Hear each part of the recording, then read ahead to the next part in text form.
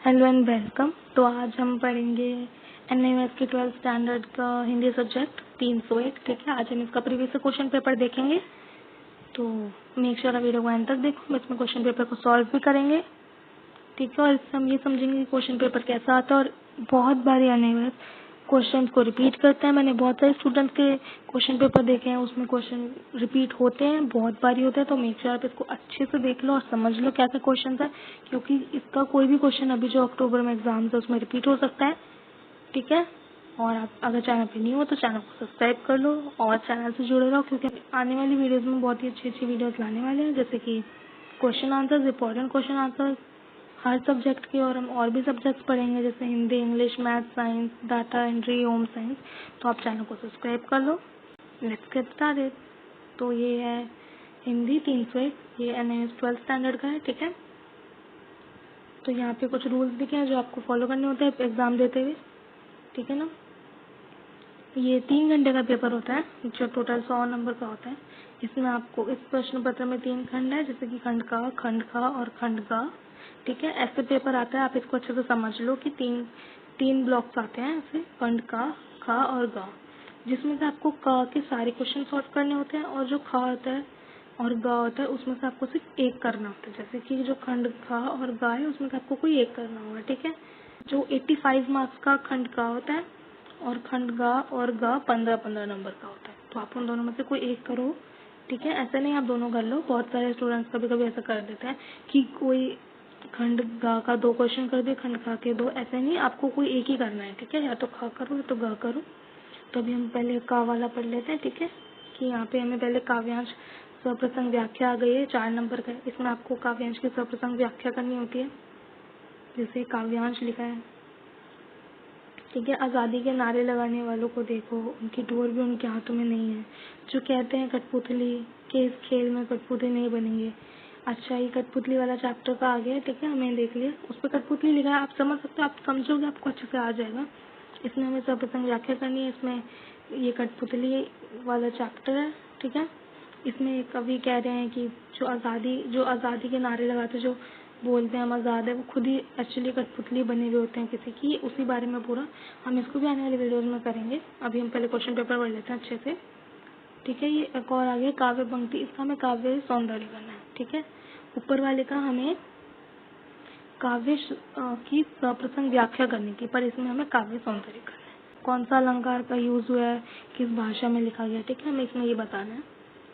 Second number का question है, इसमें हमें किन्हीं 2 प्रश्नों के उत्तर देने हैं 35-35 शब्दों में। ये क्वेश्चन आंसर आ गया है। ठीक है, कि मुझे कदम कदम पर कविता में किन के आज के लेखक के लिए कठिनाई बताई गई है, स्पष्ट कीजिए। ऐसे मतलब हमें 30 से 32 शब्दों में इसका आंसर देना है, क्योंकि ये 2-2 नंबर के हैं। ठीक है, ये आ गया थर्ड, कि वह तोड़ती पत्थर कविता का मुख्य विषय क्या है, इसके माध्यम से कवि क्या कहना चाहते हैं, स्पष्ट कीजिए। 2 नंबर का है। इसका मतलब ये था कि वो कहना चाहते थे कि जो कविता में जो तोड़ती पत्थर वाली जो मजदूरन है वो कितनी मेहनती है, वो अपना काम कर रही है मन लगा के, उसको बाहर की दुनिया से कुछ लेना देना नहीं है। मतलब कि उसके सामने इतने ऊंचे ऊंचे भवन है, बट फिर भी वो अपना काम कर रही है मन लगा के। तो ये उसी बारे में।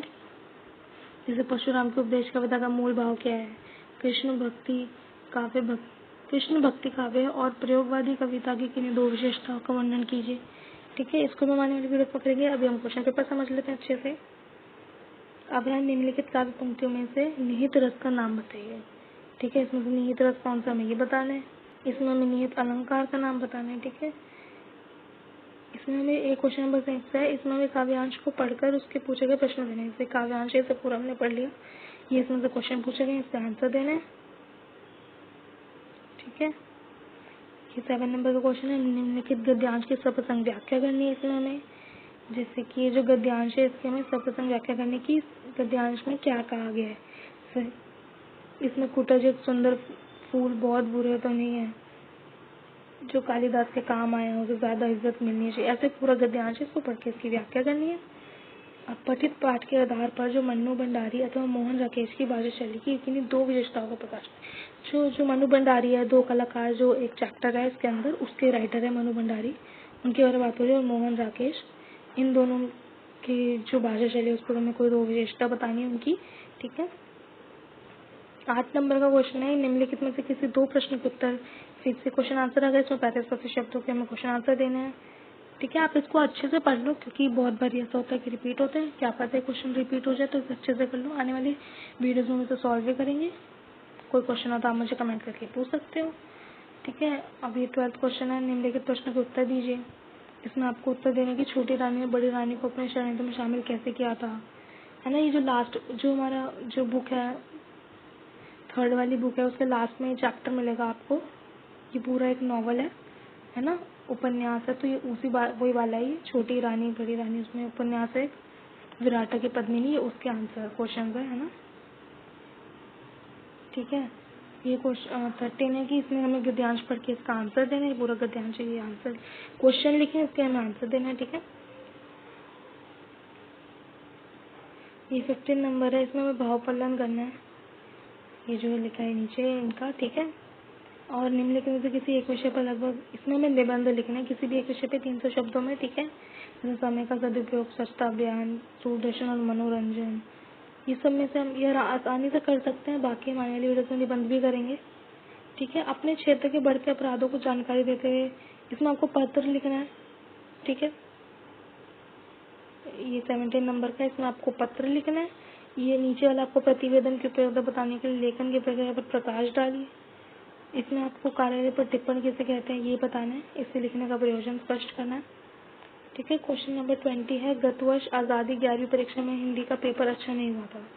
इसमें आपको अपने जो भी इमोशंस, मतलब आपको इसमें वो बताना है जो, जैसे कि गत वर्ष आपकी 11वीं की परीक्षा में हिंदी का पेपर अच्छा नहीं हुआ था, रिजल्ट आने तक आप बहुत चिंतित रहे, किंतु जब परीक्षा के परिणाम है उसमें हिंदी का विषय 80 अंक आए तो आपको प्रसन्नता हुई।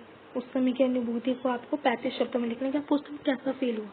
ठीक है, ये 21 नंबर का क्वेश्चन है, इसमें से आपको निम्नलिखित सूचना का वृक्ष आरेख द्वारा समझाइए। ठीक है, अब ये खंड ख आ गया।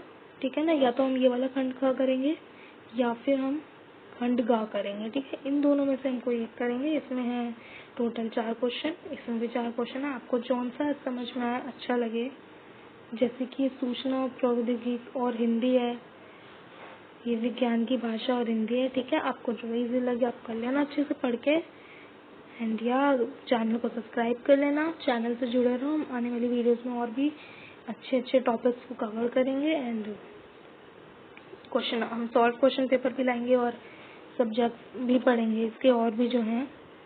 ठीक है, तो मेक श्योर आप चैनल को सब्सक्राइब कर लो, वीडियो को लाइक करो, अपने फ्रेंड्स के साथ शेयर करो, एंड थैंक्स फॉर वॉचिंग।